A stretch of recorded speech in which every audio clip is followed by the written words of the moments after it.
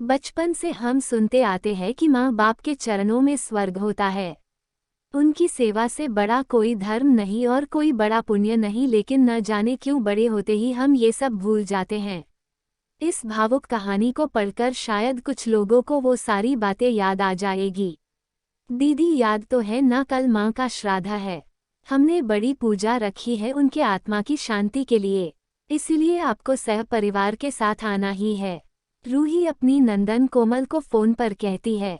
तभी कोमल उसकी भाभी को बोली, मैं नहीं आ सकती, आपको तो पता ही है कि उनको छुट्टी नहीं मिलेगी।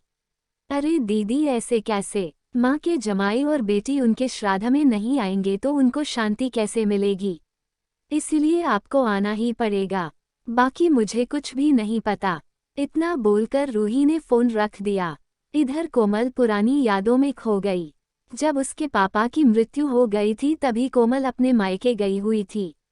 कोमल को माँ बोली, बेटा तुम्हारे पापा मुझे छोड़कर अकेले ही चले गए, पता नहीं अब किसके आधार पर छोड़कर गए। माँ कोमल के गले लगकर रो रही थी। तब कोमल बोली, यह सब लोग तो है ना भैया, भाभी और बच्चे, तो चिंता क्यों करती हो? कोमल कई दिनों तक अपनी माँ के पास रहकर आई थी, लेकिन हमेशा ज्यादातर फोन पर बोलना होता था। कभी कॉल पर तो कभी वीडियो कॉल पर बोलना होता था। बेटा क्या बनाया तूने? एक दिन माँ ने वीडियो कॉल पर पूछा। माँ आलू की सब्जी और रोटी बनाई है, कोमल ने जवाब दिया। माँ बोली, अरे वाह। सब्जी का नाम सुनते ही माँ की आंखों में एक अलग ही चमक देखने के मिली जो कोमल को दिखी। तभी कोमल माँ को बोली, माँ तुम्हें खाने का मन हो रहा होगा तो भाभी को बोलो बना कर दे। कोमल हंसते हुए माँ से बोली। तभी माँ बोली, नहीं नहीं, अब इस उम्र में आलू कहाँ पचते हैं। मैं तो ऐसे ही बोल रही थी, जब तुम्हारे पापा हुआ करते थे तब बहुत बार बनाती थी। भाभी का तो नाम लेते ही जैसे माँ की आंखों की चमक गायब सी हो गई। माँ ने कॉल रख दिया। माँ को क्या हो गया, ऐसे क्यों बोल रही थी? वह सब ठीक तो होगा ना? कोमल अपने आप से बातें कर रही थी। ऐसे बहुत बार खाने की बातों पर बातचीत होने पर माँ की आंखों का भाव बदल जाता, लेकिन ऐसा क्यों था वो समझ नहीं पाए। लेकिन इसके पीछे का राज उसके समझ में आया जब वह छुट्टियों में 2 दिन के लिए मायके गई थी।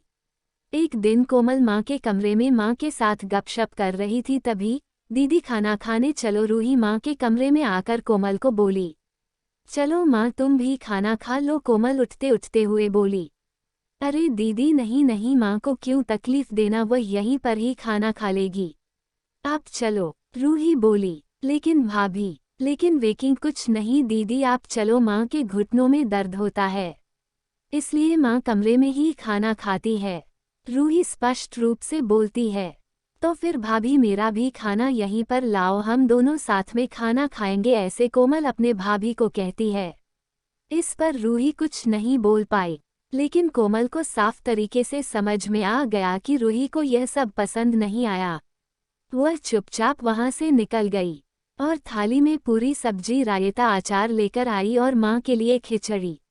माँ यह क्या है, तुम यह सब नहीं खाने वाली हो क्या? कोमल माँ को बोली। उतने में रूही बोली, अरे दीदी, माँ को यह सब हजम होता ही नहीं, इसलिए मैं उनको खिचड़ी और दाल ही देती हूँ। इतना बोलकर रूही वहां से निकल गई। माँ ने अपनी प्लेट उठाई पर माँ का ध्यान कोमल की प्लेट पर ही था। यह देख कोमल सुन सी पड़ गई।